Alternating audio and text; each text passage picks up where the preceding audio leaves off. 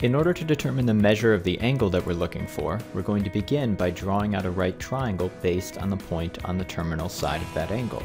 So we have an x-coordinate of -3, we're going to go left 3. We have a y-coordinate of +4, we're going to go up 4. And then we draw a line that gives us our hypotenuse.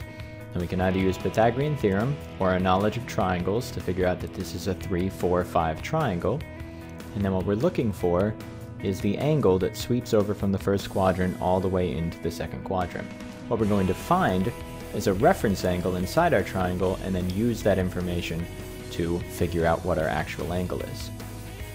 Now, we can use any of the trig functions that we want, but we're going to use tangent to figure this out. So we're looking for opposite over adjacent according to this angle, which will be 4/3.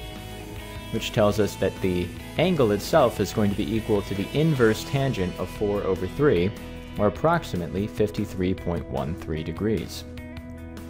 This tells us we have this reference angle of 53.13 degrees, and we know that we're in the second quadrant.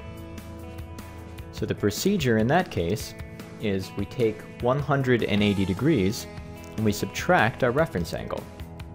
So we're going to subtract 53.13 degrees, and that will give us our angle measurement, which is 126.87 degrees. Now, if we want to convert this into radians, we're going to take our angle measure and we're going to multiply it by pi over 180 degrees.